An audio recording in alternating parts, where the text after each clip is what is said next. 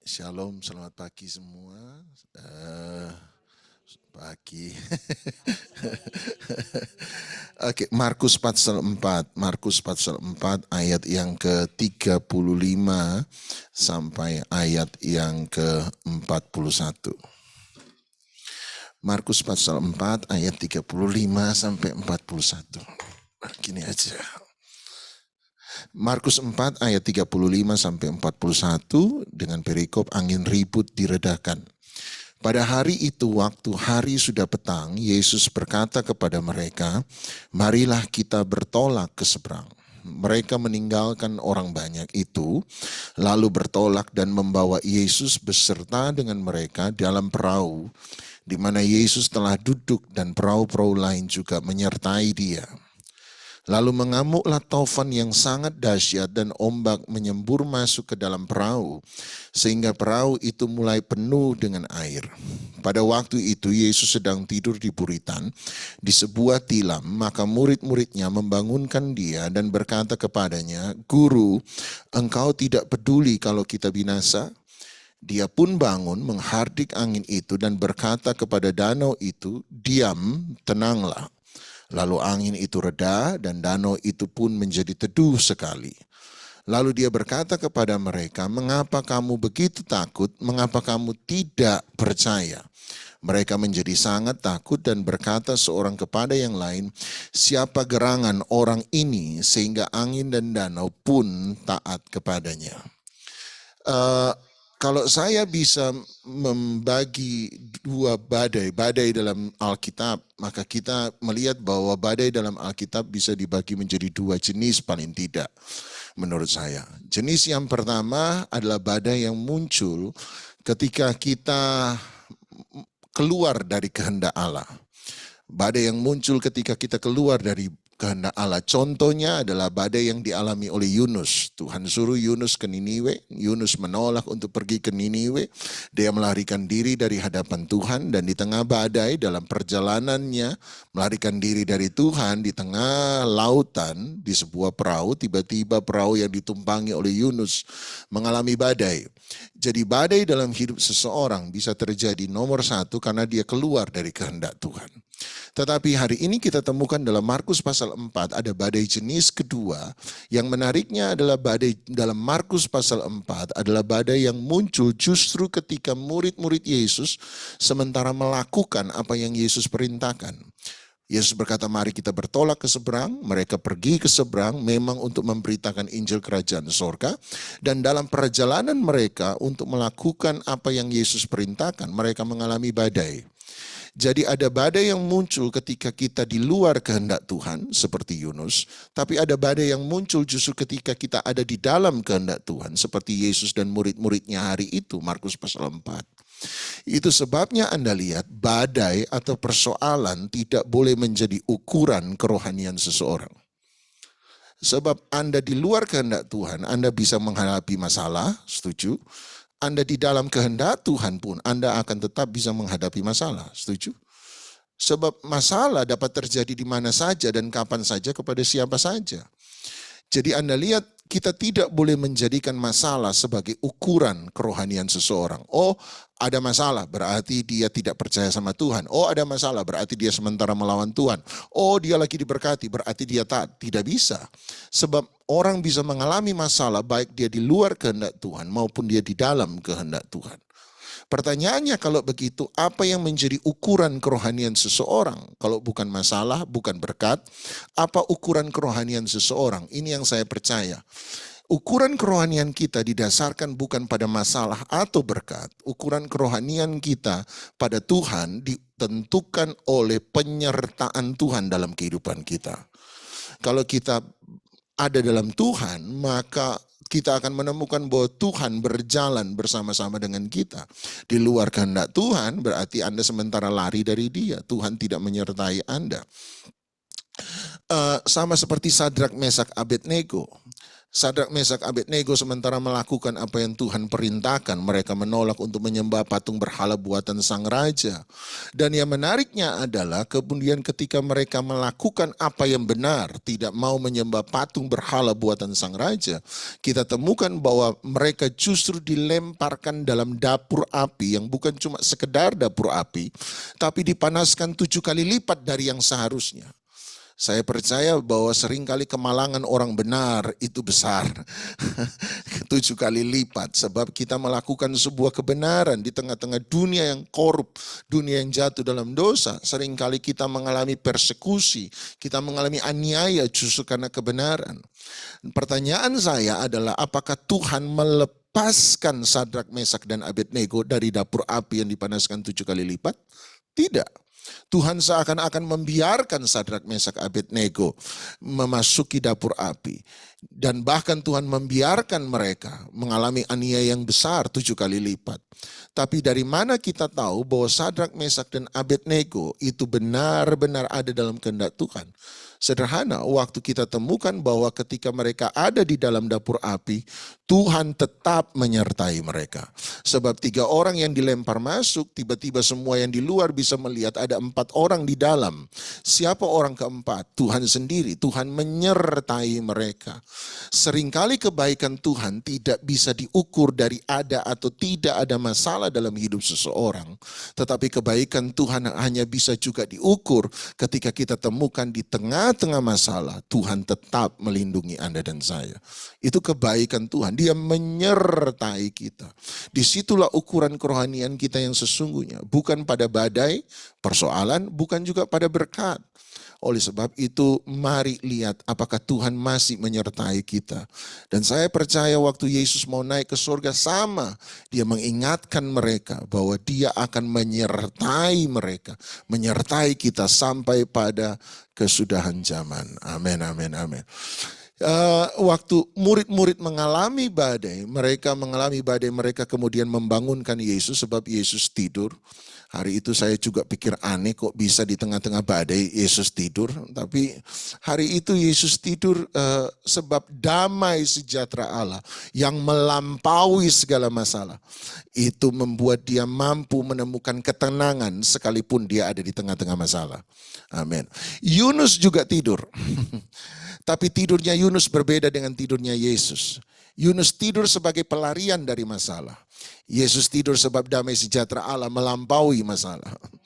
Kalau Anda dikejar debt collector, biasanya Anda matikan semua handphone.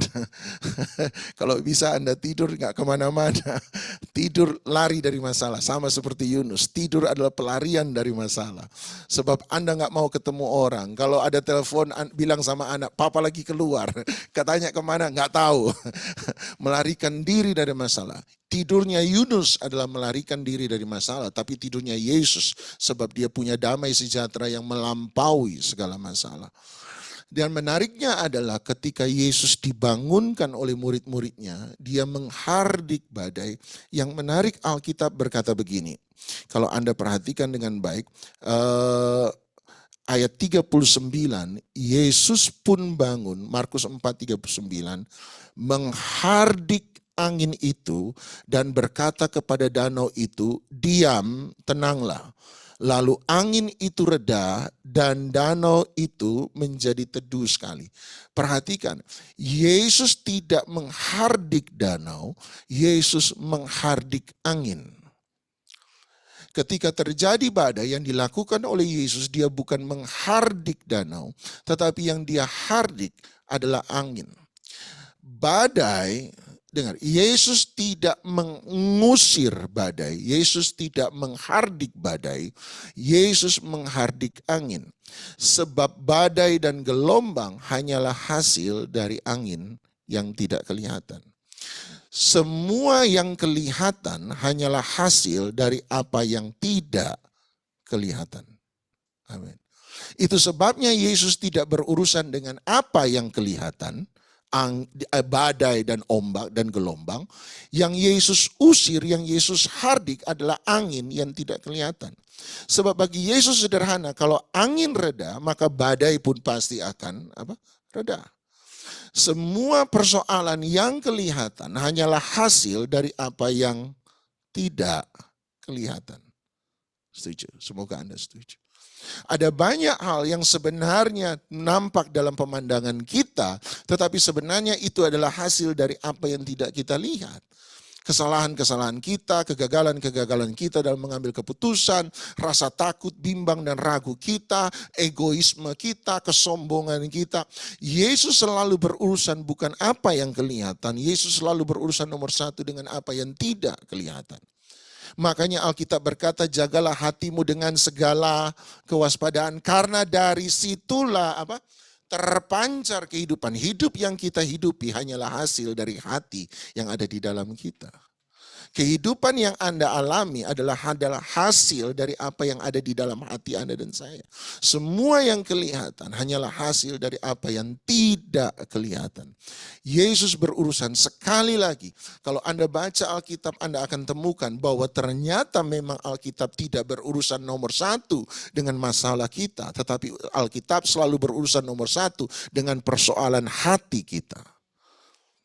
Makanya dalam suratan Yohanes yang ketiga ayat 1, pasal 1 ayat yang kedua, Yohanes bilang begini, aku berdoa supaya engkau baik-baik saja sama seperti jiwamu baik-baik saja. Perhatikan, Yohanes berkata, aku berdoa supaya keadaanmu baik-baik saja sama seperti jiwamu baik-baik saja. Nah, saya tanya, mana lebih dahulu? Keadaan baik-baik baru jiwa kita baik, atau jiwa kita baik baru keadaan kita baik?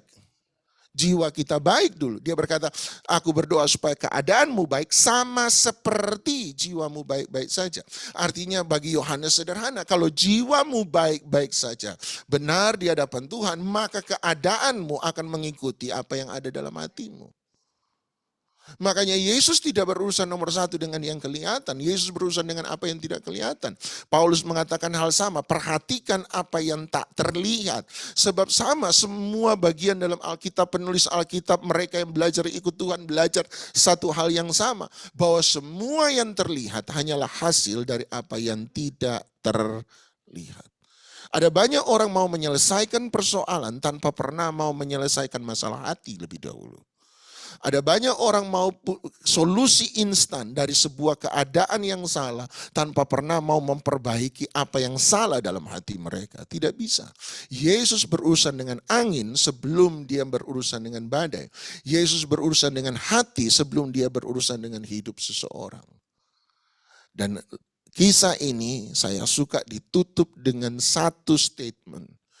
Bahwa ketika murid-murid melihat mujizat terjadi, di bagian terakhir ayat 41, ditutup dengan satu pertanyaan, siapakah gerangan orang ini sehingga angin dan danau pun tunduk kepadanya. Anda lihat, mujizat ada bukan hanya untuk sebagai jawaban akhir Tuhan terhadap doa kita, tapi mujizat ada untuk membuat kita mengenal Dia semakin dalam. Selesai murid-murid mengalami mujizat, mereka bertanya, siapa orang ini? Kamu sudah ikut Yesus berapa tahun? 1 tahun? 1 tahun setengah? Kok masih bertanya, siapa orang ini?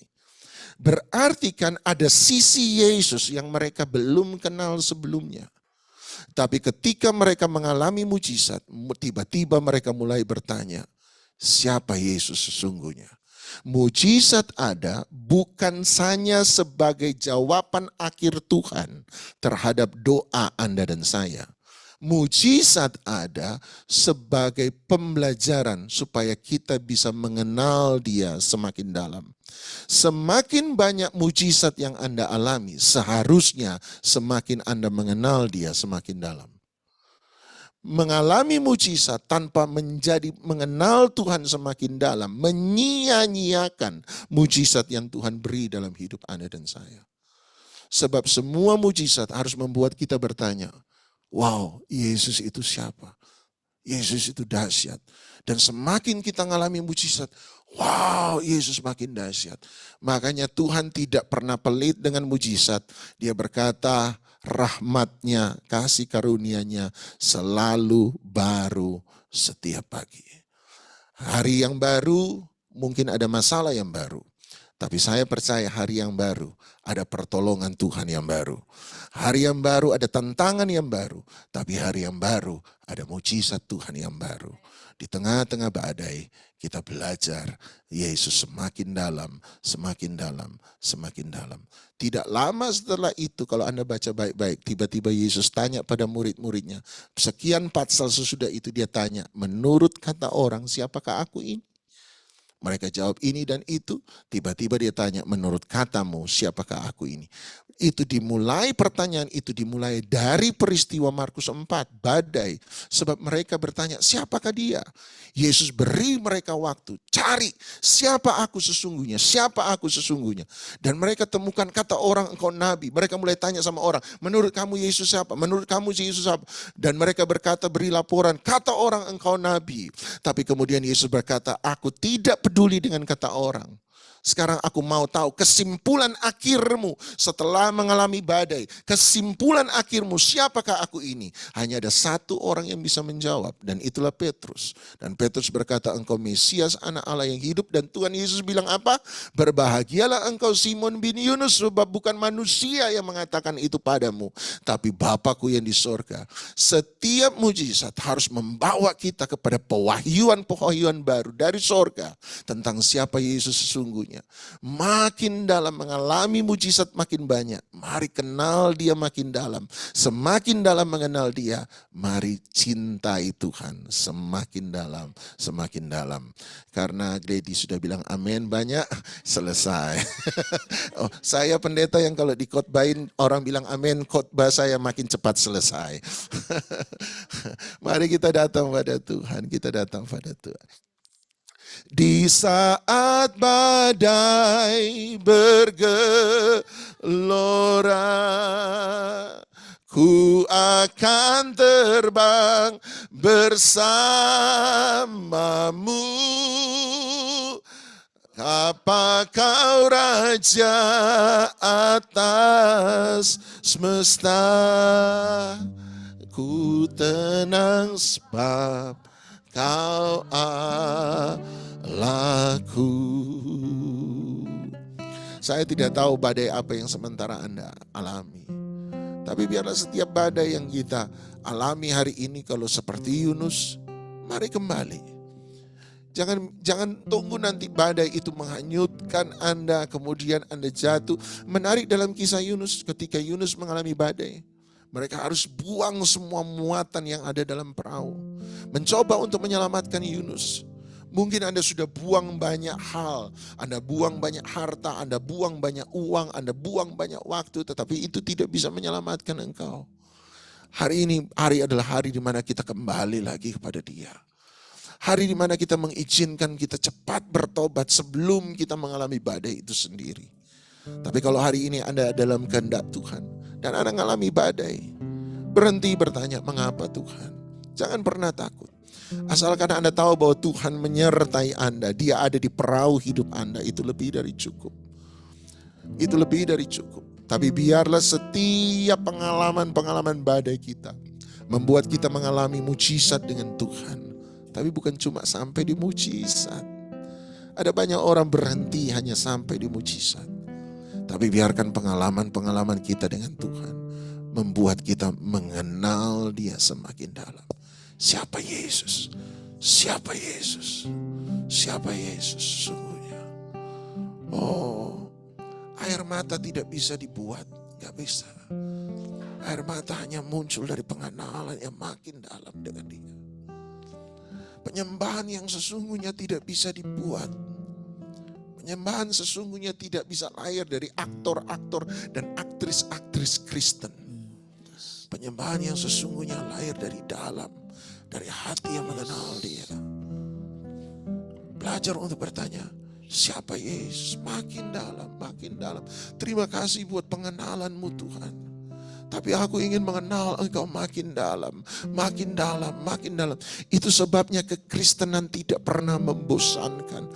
Itu sebabnya berjalan dengan Tuhan tidak pernah membosankan. Sebab selalu ada sisi yang baru dari Yesus yang kita baru belajar. Oh, Dia makin dalam, Dia makin dalam. Di saat badai bergelora,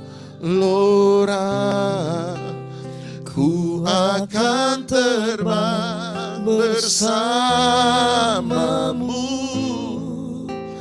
Bapa, kau Raja atas semesta, ku tenang sebab kau Allahku. Di saat badai bergelora, ku akan terbang bersamamu.